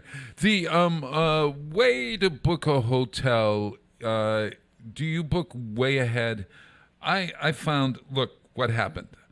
The Isle of Skye. We're going to the Isle of Skye. Nice. Okay, to the place where Outlander. If you watched Outlander on television, a lot of Outlander was around there, and the stones and all beautiful. But at any rate, so I booked this house. Now you said you booked a house. Okay, so I did book a house. And it's coming down to, there are 4 of us, so it's about $135 a night per couple. Nice. So it's like $270 a night for this house. Well, I am now having second thoughts about the house. Okay. Because it is a half hour up above Portree, and we are going to the mainland. It's going to be a 5-hour drive on the day that we don't want to be doing 5 hours in a car. So I say, okay, I'll try to change it. This was last week. I had booked this long ago, and they have these cancellation things. Sure. It says free cancellation, so I have a lot of time. So now I have only a week to pay for it. Okay, then it's in Staffen Bay. It's called. Okay, so I start looking for other places. The whole Isle of Skye has been occupied. Is booked. Booked. I mean, I could get a shack in a town that is way north or whatever. But I'm thinking Ethel, if she wants an elevator, she's not going to like a shack. Right. Right. And the shack probably comes with an outhouse, and I'm not going to do that either. And so now I am tossed, and I've got 4 or 5 days to decide whether I'm going to pay for my free cancellation in Staffen Bay or whatever. Right. So what I would have done. So again, if you had worked with me, tell me what I did wrong, my friend. So as you and I talk through what your travel goals are and what type of experience you want, I would have said to you, do you want to drive 5 hours that day? Are you sure? And I would have looked at a map. I would have sent you a map, because I've done this with people, and said, here is where you're staying and here is where you'd like to go. Is that really what you want to do? And then once people really see it, because I think people in their mind, a lot of people, Europe is small. It's smaller than the United States, but there's still significant travel time. Well, the mountains for one, right? Small roads for another, and sheep, other hazards. But also, how much of your vacation time do you want to spend traveling? Like, people will say, I want to see 4 cities in a week. Well, that means you're traveling 4 of the days to get to those cities. And is that really what you want? If that's what you want, absolutely fine. I will put that together for you. But I think once it's suggested to someone and they really think through it, they're like, oh, I don't want that. I don't want to pack 4 times. I don't want to spend, half of my time in a car or on a bus or on a train or an hour. Let's see. If you were going to 4 cities, that's an hour getting in, an hour getting out of the hotel. 2 hours. That's about 8 hours of your trip spent when you could probably stay in one hotel and do day trips that accomplish the same thing, or figure it out that way, right? Or I would say to you, okay, so you're in Paris, for example, and instead of trying to see these faraway cities, let's put together something that's amazing in Paris with day trips that are really doable and really maximize your time there. and make this beautiful trip for you. And a lot of times people say, you know what, that's a good idea. And we do come up with something that fulfills a lot of their checklist of things that they want to do while they're in France. What if I want to go to a museum and my spouse doesn't want to go to a museum? That happens How all do you the time. Oh, yeah. How does that work? So I would just suggest alternatives for the spouse. So you come up with two scenarios, things, three different things. scenarios, Absolutely. 12 scenarios. Everyone wants to be happy, because it's not every vacation is the exact fit for every person. Mhm. And the goal is for everyone to be happy, everyone to have a satisfying trip, and everyone to like each other, love each other at the end, and say, that was amazing, and not fighting and things like that. So it's okay if people don't want to do the same things. Sometimes you have people that are super active, other people who really aren't, who rather sit in a cafe and watch the world go by. So it is okay to split up some of the time, and then find ways to come back together at the end of the day for a meal, or what people watching, whatever it is. Oh, this will help conversation. When you've been with somebody for James and I have been together for 20 years almost, and I'm thinking, yikes, we're going to be sitting in the cafe and looking at one another, and So my husband likes to walk. When we go to a new city, he really likes to walk the city, and I like to walk the city too, but he is an early bird.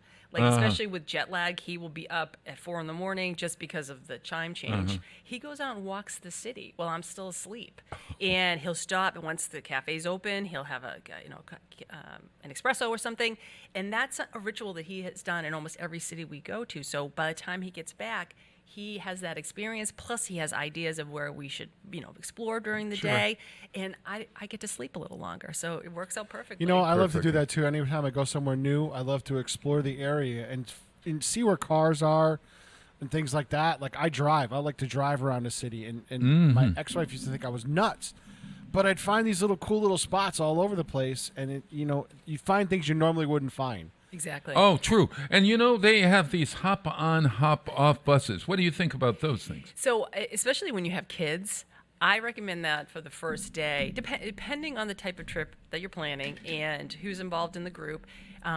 It is a good way to orient yourself to the city.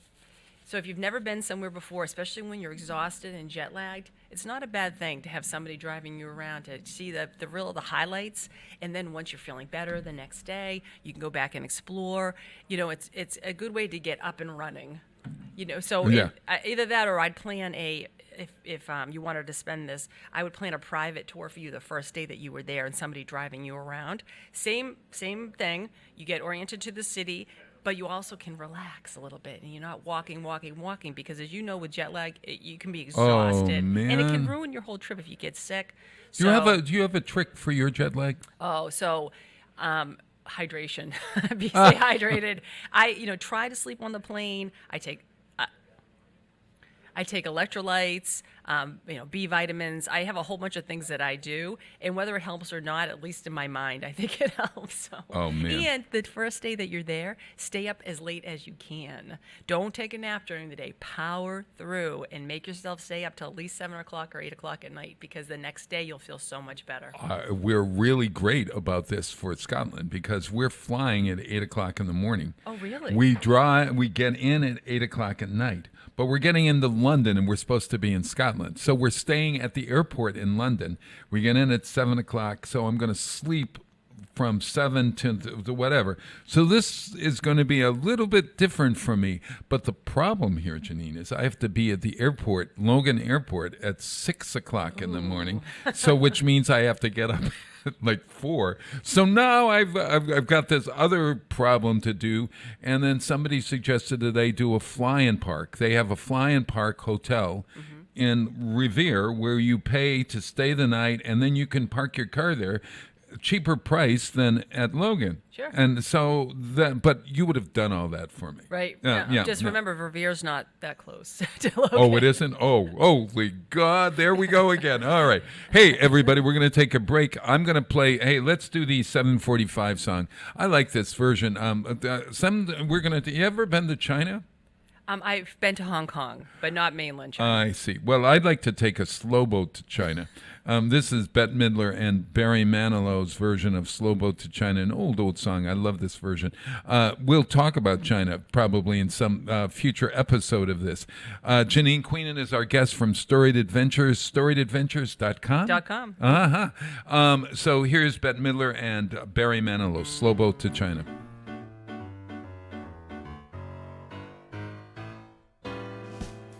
Hey, nice piano playing, Manila. Thank you, Miss M.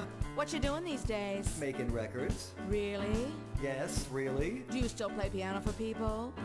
Well, depends on who. I'm gonna get you on a slow boat to China, all to myself alone. Get you and keep you in my arms evermore. Leave all the others waiting on a faraway shore. Out on the briny, where the moon's big and shiny, melting your heart of stone.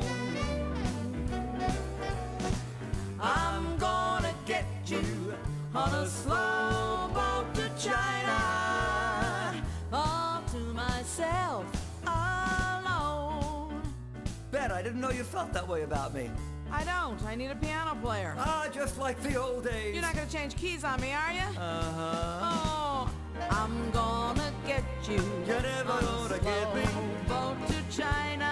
Not in a fast or slow boat, Sandy trick. I just get motion sick. Alone, I'm gonna make you mine. Ah, you'll have to stand in line. Get you and keep you in my band evermore. Now there's a new attack. Leave all the others on the shore. For me, they swim to China and back. Out on the briny, I wouldn't like the ocean. Moon's big and shiny. Not even in a rowboat. Melting your heart of stone. Come on, what do you say? You always get your way. I'm gonna get you on a slow boat to China, all to myself alone, together, all to myself alone.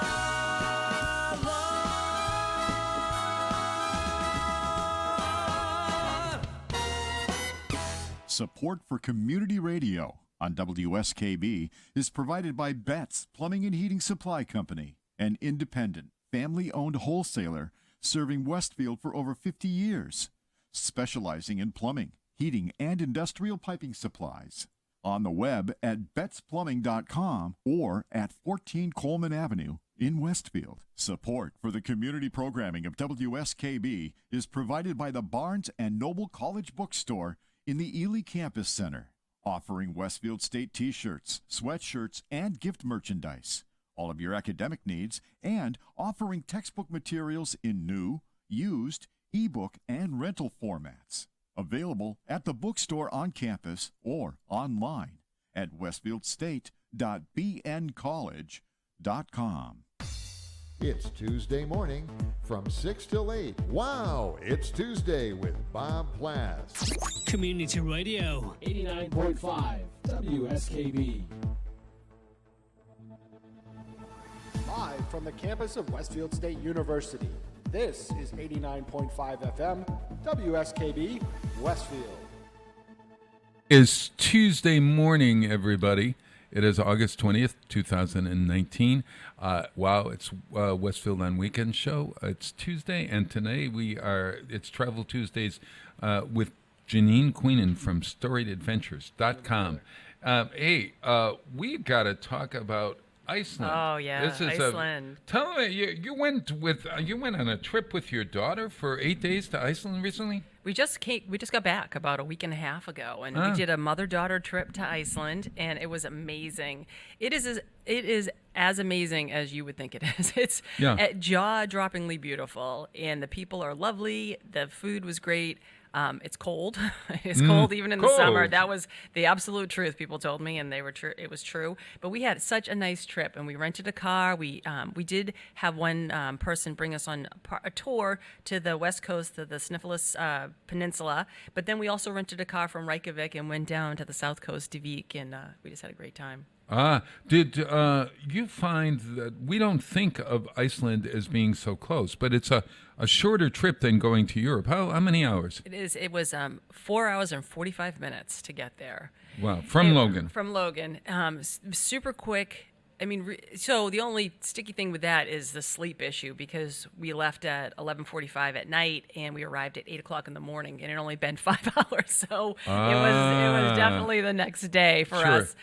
So that can be tough for some people. But if you, like I said before, if you hit the ground running and try to fit in things during the day, we actually because during the summer it's light, 24 hours. And it's So at least this was 22 like hours most of the time, and then in the north it's 24.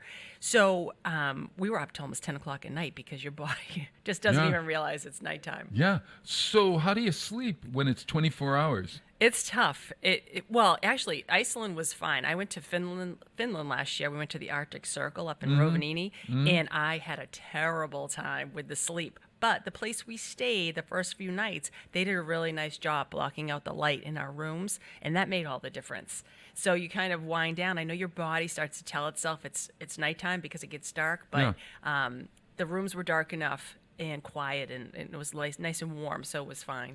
Do you fly there on Icelandic Airlines? I mean, like when I'm going to fly to a country, I'm going to use Air France to go to France. I'm going to use Lufthansa to go to Germany. I'm going to use Icelandic. Is that the way to do it? Yeah, well, there are fewer options now because WOW Airlines folded, which it doesn't Wow, surprise me. we were running an airline, Westfield, on weekends. I no wonder it folded. It's tough to run an airline. Yeah. But You're it telling always me. makes me laugh because they were offering, I don't know, $99 fares to Iceland. I'm like, how do you run an airline for $99 each way? It doesn't seem possible. Yeah. Well, and I was right because they did fold. But the problem, I did fly Icelandic Air, and they were fabulous, but they are having the same problem a lot of airlines with the grounding of the Boeing planes because of the the problem because of the crashes. So something like half of their fleet has been grounded. So on our way over, they had to partner with a different airline that I had actually never heard of. It was Euro Air or something like that. And it was funny because both crews were on the plane. So the two sets of flight attendants with different uniforms were on. But on the way home, it was just an Icelandic airplane and with the crew and stuff. But they've been trying to piece it together. And I was told when I was there that obviously they have concerns about the future of the airline because they have all these commitments for flights and they just don't have the capacity. How do you avoid that problem with an airline that either is you get tickets on the WOW Airlines and then it's canceled and do you get your money back and then have to rebook, or do they book for you, or when they don't have a Boeing, when they don't have an airplane for you and you've got a ticket? So it's two different things. I always recommend travel insurance, and a lot of people kind of I poo-poo wondered it. about that. But I feel like if you are spending $5,000, $6,000, $10,000 on a trip, why wouldn't you insure it? Because you never know what might happen. I compare it to, so if you bought yourself a $10,000 ring, would you insure it? Yes. Oh, yeah. Right? Because anything could happen. You could get sick. A family member could get sick. I mean, Yes. 100 different things. And it's not that much more money just for peace of mind. So a couple of things. A lot of people were left stranded when WOW folded. I mean, it was literally people were literally in the airport, ready to get on the flight, and the company folded. So first of all, you're in trouble because if you have a tour planned on the other end, you will be in trouble because of that, because the tour will go on without you. If you have a cruise, if you have anything. So that's where insurance kicks in. So it's unfortunate that you're going to miss the tour, the trip, or whatever, right? Or miss the first few days of it. Yes. Because you can sometimes catch up with a boat or with a tour. But the insurance should cover that, depending on the coverage you get. But in terms of getting your money back from WOW, it really depends, especially if they filed bankruptcy and So that's when insurance helps too. Ah, sure, so there's sure. a couple of things, but that does happen, and every once in a while you hear about a tour company or something folding out of nowhere. Yeah. And that one, in that instance, you would never have known that WOW was about to fold. But in terms of tour companies, that's where you look to me to have vetted these companies to make sure they're sound financially, they have a good reputation, they're not going to take your money and run. And that's part of my responsibility to make sure that everything happens the way it's supposed to happen. Janine, when you're talking a trip, I was thinking as we're talking here, and people are thinking, gosh, I wonder if I have the money to go on a trip. Could you do a good trip for under, let's say I want to go to Europe. Okay. Can I do it for $2,000? No. $3,000. Including airfare? Yeah. And how long do you want to go for? Just a week. Just a week? You could do it. You know what? I think in that instance, what I would recommend is taking a tour, an organized tour, and not doing it on your own. I think it would be very hard to do a week on your own independently for that amount of money. Yeah. And in accommodations that are nice, decent, Yes, sure. And tours that are worthwhile. You can take tours to anywhere in Europe. There are great companies that I use, like CIE and different companies like that, sure. that do Europe, that do Ireland, that do Scotland, that put together a nice itinerary that you can do very economically. Yes. You are with a group, Yeah. and different depending on the company. Some are as big as a tour bus, but you have other companies that do beautiful itineraries with 12 people. I mean, Well, interestingly enough, this Great Value Vacations. I found them online, and that was the first time we went to Edinburgh. James said, we're going to Edinburgh for 7 days. I said, I don't want to go to Europe for 7 days. By the time I get there and get over the jet lag, it's going to be 3 days or 4 days. And really, no. We went. Because he had booked the tickets and stuff. We were in a Hilton hotel, had breakfast every day, and it included included a 12-hour trip outside of the city and a off bus. So we got our money's worth, and it was like $900 a person or something. It was a sale at that time, and you have to be savvy about that sort of stuff. But so we did. For two of us, under 2,000. Well, except for you have to pay for dinner and all that business. So it came up to 3,000 or so. But I always wondered, whether when we talk about going to Europe, can you do it? You can do it cheaply, but cheaply is start saving your money and trying to get $3,000 would be a good probably fee to if you were going to Europe. If you were going to someplace in America, you'd probably get it for less. Right. What depends. Yeah. So, and if you're doing a tour, always look really at the fine print. And I say this about everything. About airline tickets, too. You get a great deal, but is it apples to apples? Are you paying for extra luggage? But with the tours, sometimes they charge you extra for all of the excursions. Yes. Like a lot of the cruise lines. The cruise lines. So you're like, my gosh. I got a cabin for $700, but then everything costs extra. Oh, yeah. So including soda. I mean, the soda. I know, have to sugar pay. and water. Yeah, but, really. So you do have to look at everything and compare it apples to apples, because really at the end of the day, what's your credit card going to say finally at the end? And would it be worthwhile to maybe spend a little bit more on the front end and not have to worry about the day-to-day, say, do we want to go on this excursion? Like, really look at what the itinerary is, what's included, what meals are included, what's the transportation like, what the accommodations are like, and then decide if you're getting good value for your money. Gotcha. God, you're a great source of information. We've got about 2 minutes left. Iceland. Just how much time do you need to see Iceland well?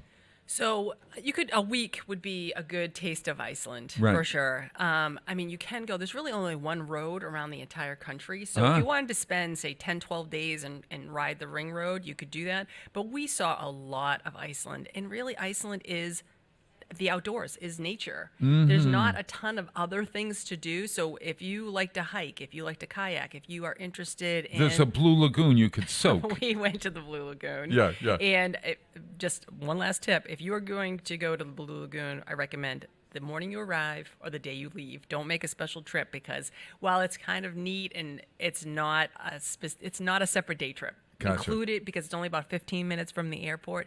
Include it. Did you see Northern Lights while you were there? No, only in the winter because it's light. Oh, of 24 hours. course. What am I saying? You know. How about porpoises or whales or things like that? We saw seals. Seals? And lots of puffins. Which Ooh, we have wanted you? to see. I wanted to eat a puffin while I was So there. did my daughter. She wanted to eat a puffin. They serve it at certain times during the year. But not anymore because of global warming. The puffins have started to go to Greenland because the fish that they eat. So while they used to have millions of puffins, now there are only tens of thousands that stop in Iceland. So they're going. That's probably why Trump is thinking of buying Iceland. 'Cause he likes puffins? He likes to eat puffin. Yeah, or he likes to puffin or whatever. At any rate, hey.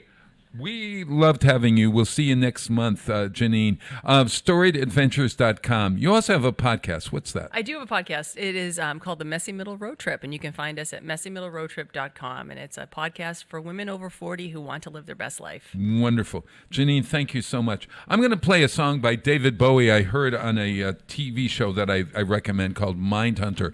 It's Right. Called Right by David Bowie. This is 1975 from his Young Americans album. Hey, everybody, get out there and volunteer. We'll see you soon next week.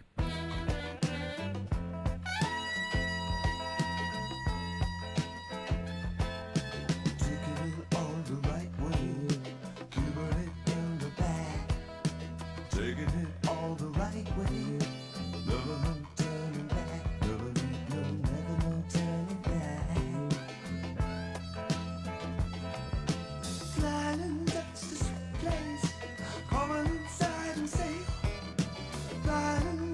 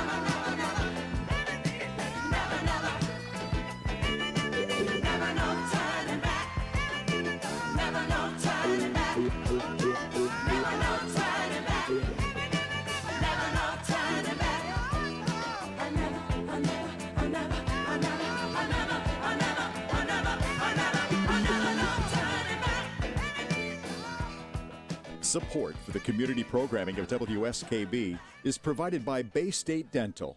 Comprehensive dentistry at 14 convenient locations